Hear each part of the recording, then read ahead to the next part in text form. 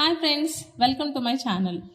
ఈ వీడియోలో మనం బ్లూహోస్ట్లో సబ్డొమైన్ ఎలా క్రియేట్ చేయాలి, అలాగే మనం క్రియేట్ చేసిన సబ్డొమైన్లో వర్డ్ ప్రెస్ ఎలా ఇన్స్టాల్ చేయాలి అనేది ప్రాక్టికల్గా చూద్దాం. ఇక్కడ మనం ఫస్ట్ ప్రాసెస్ చూసేదానికంటే ముందు అసలు సబ్డొమైన్ అంటే ఏంటి, ఇది ఎలా యూజ్ అవుతుంది అనే దాని గురించి అయితే తెలుసుకుందాం. ఈ సబ్డొమైన్ గురించి తెలియాలి అంటే ముందు అసలు మనకి ఫస్ట్ డొమైన్ అంటే ఏంటో తెలియాలి. ఇక్కడ డొమైన్ అంటే మన వెబ్సైట్కి ఒక నేమ్ లేకపోతే ఒక అడ్రస్ అన్నట్టు అనమాట. ఫర్ ఎగ్జాంపుల్గా నేను మీకు under50,000.com అని ఒక డొమైన్ తీసుకున్నాను అనుకోండి. నేను తీసుకున్న ఈ డొమైన్తో ఒక వెబ్సైట్ని క్రియేట్ చేశాను. సో ఇక్కడ నేను క్రియేట్ చేసిన వెబ్సైట్ని ఓపెన్ చేయాలి అంటే ఈ వెబ్సైట్కి ఉన్న డొమైన్ని బట్టి సెర్చ్ చేస్తే ఈ వెబ్సైట్ అనేది ఇక్కడ మనకు ఓపెన్ అవుతుంది అనమాట. దీన్ని డొమైన్ అంటారు. మరి సబ్ డొమైన్ అంటే ఏంటి? మనం తీసుకున్నటువంటి మెయిన్ డొమైన్కి ఎక్స్ట్రా ఒక వర్డ్ యాడ్ చేసి క్రియేట్ చేస్తే దాన్ని సబ్ డొమైన్ అంటారు. ఫర్ ఎగ్జాంపుల్ నా మెయిన్ డొమైన్ under50,000.com కదా.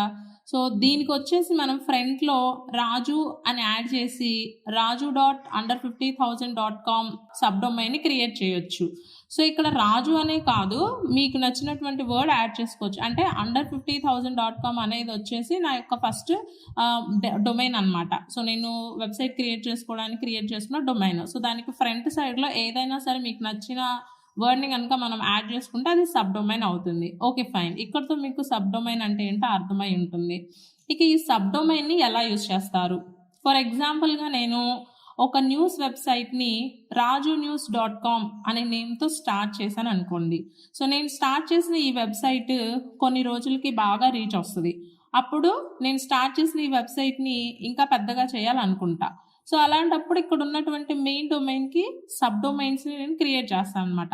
సపోజ్ లైక్ telugu.rajnews.com లేకపోతే english.rajunews.com. సో ఇట్లా ఏదైనా సరే మనం ఒక సబ్ డొమైన్ అనేటువంటిది క్రియేట్ చేసుకోవచ్చు. ఇలా క్రియేట్ చేసి ప్రతి లాంగ్వేజ్లో కూడా న్యూస్ అనేటువంటిది మనం ప్రొవైడ్ చేసుకోవచ్చు. సో ఫైనల్గా మీకు సబ్ డొమైన్ అంటే ఏంటి, ఇది ఎలా యూజ్ అవుతుందని అర్థమైంది అనుకుంటున్నా. మీరు మీ బ్లూహోస్ట్ అకౌంట్లోకి లాగిన్ అవ్వండి ఫస్ట్. సో నేను నా బ్లూహోస్ట్ అకౌంట్లోకి లాగిన్ అయ్యాను. లెఫ్ట్ సైడ్ చూస్తే ఇక్కడ మై సైట్స్ అని కనిపిస్తుంది, మార్కెట్ ప్లేస్ అండ్ ఇంకా కొన్ని ఆప్షన్స్ కూడా మనకి ఇక్కడ కనిపిస్తున్నాయి. ఇందులో డొమైన్స్ అనే ఆప్షన్ దగ్గరకు వచ్చి డ్రాప్ డౌన్ అనేటువంటి దాని మీద కనుక మనం క్లిక్ చేసినట్లయితే మళ్ళీ మనకి కొన్ని ఆప్షన్స్ కనిపిస్తాయి. ఇందులో సబ్ డొమైన్స్ అనే దాని మీద క్లిక్ చేయండి. అప్పుడు నెక్స్ట్ ఇంటర్ఫేస్ ఇలా ఉంటుంది.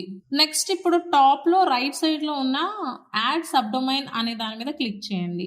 నెక్స్ట్ మీకు ఇంటర్ఫేస్ అనేటువంటిది యాడ్ ఏ సబ్ డొమైన్ అని కనిపిస్తుంది అనమాట. సో ఇక్కడ రెండు ఎంటీ బాక్సెస్ ఉంటాయి చూడండి. ఫస్ట్ బాక్స్లో మనకు కావాల్సిన సబ్ డొమైన్ నేమ్ని యాడ్ చేసుకోవాల్సి ఉంటుంది. సెకండ్ బాక్స్ నాకు ఈ అకౌంట్లో సింగిల్ డొమైన్ ఉంది కాబట్టి నాకున్న సింగిల్ డొమైన్ ఇక్కడ కనిపిస్తుంది. మీకు ఒకటి కన్నా ఎక్కువ ఉంటే అవన్నీ కూడా ఇక్కడ కనిపిస్తాయి అనమాట. సో ఇందులో మీరు ఏ డొమైన్కి ఈ సబ్ డొమైన్ని క్రియేట్ చేయాలి అనుకుంటున్నారో ఆ డొమైన్ని సెలెక్ట్ చేసుకోండి. సో కింద ఫోల్డర్ నేమ్ అడుగుతుంది. ఈ ఫోల్డర్ నేమ్ ఇస్తే మనం క్రియేట్ చేసిన ఈ సబ్ డొమైన్ డేటాని ఒక నేమ్తో సేవ్ చేస్తుంది అన్నట్టు. సో ఇక ఇదంతా మ్యాండేటరీ ఏం కాదు, ఇస్తే ఇవ్వండి లేకపోతే లేదు. సో నెక్స్ట్ ఇక్కడ యాడ్ సబ్ డొమైన్ అని ఉంది కదా, దాని మీద క్లిక్ చేయండి. ఫైన్, ఇక్కడ సక్సెస్ఫుల్గా ఒక సబ్ డొమైన్ ని క్రియేట్ చేసాం. ఇప్పుడు ఈ సబ్ డొమైన్ కి వర్డ్ ప్రెస్ ని ఎలా ఇన్స్టాల్ చేయాలో చూద్దాం. ఇప్పుడు మనం లెఫ్ట్ సైడ్లో ఉన్న మై సైట్స్ అనే ఆప్షన్స్లోకి వెళ్ళాల్సి ఉంటుంది. ఇక్కడ యాడ్ సైట్ అనే దాని మీద క్లిక్ చేయండి. ఒక 2 ఆప్షన్స్ వస్తాయి మనకి. ఇందులో క్రియేటివ్ న్యూ సైట్ అనే దాని మీద క్లిక్ చేయండి. నెక్స్ట్ ఇలా వస్తుంది. ఇక్కడ మీ సైట్ నేమ్ యాడ్ చేయండి. నెక్స్ట్ సైట్ ట్యాగ్ లైన్ కూడా యాడ్ చేయండి. ఇక్కడ సైట్ ట్యాగ్ లైన్ అంటే మన సైట్ గురించి చెప్పే విషయం అనమాట. అంటే షార్ట్గా ఎలా చెప్తాము అనేది ఒక 2 words వచ్చేలా యాడ్ చేయండి. యాడ్ చేసిన తర్వాత నెక్స్ట్ నా ఆప్షన్ పై ట్యాప్ చేయండి. నెక్స్ట్ ఈ విధంగా ఉంటుంది. డొమైన్ ఆప్షన్లో డ్రాప్ డౌన్ పై క్లిక్ చేస్తూ మనం ఆల్రెడీ క్రియేట్ చేసిన సబ్ డొమైన్ కనిపిస్తుంది. సో దాన్ని సెలెక్ట్ చేసుకోండి. కింద హెల్ప్ఫుల్ ఫ్రీ ప్లగిన్స్ అని ఉన్నాయి కదా, వాటిని డిసెలెక్ట్ చేయండి. ఇక్కడ నెక్స్ట్ అని ఉంటుంది, ట్యాప్ చేసేయండి. Next hold we setup your site అని చెప్పి మనకు వస్తుంది అనమాట. సో ఈ ప్రాసెస్ అయ్యే వరకు వెయిట్ చేయాల్సి ఉంటుంది. వన్స్ ఈ ప్రాసెస్ కంప్లీట్ అయిన తర్వాత నెక్స్ట్ ఇంటర్ఫేస్ ఇలా వస్తుంది.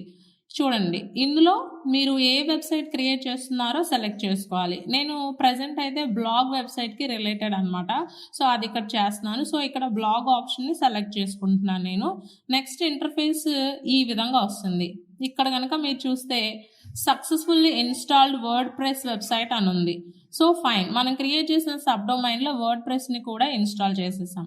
ఇక్కడ లాగిన్ ఇంటూ వర్డ్ ప్రెస్ అనే దానిపై ట్యాప్ చేస్తే డైరెక్ట్గా దీని వర్డ్ ప్రెస్ డాష్బోర్డ్లోకి వెళ్తుంది. సో అలా అక్కడ నుండి మీకు నచ్చిన చేంజెస్ చేసుకోవచ్చు. ఓవరాల్గా ఇది వీడియో. సో ఇక మీకు ఇంకా ఏమైనా డౌట్స్ కనుక ఉంటే కింద కమెంట్ చేయండి, లేదా మా వాట్సాప్ నెంబర్ డిస్క్రిప్షన్లో మెన్షన్ చేశాం. సో అక్కడ నుంచి మీరు మమ్మల్ని కాంటాక్ట్ అవ్వచ్చు. Thank you for watching.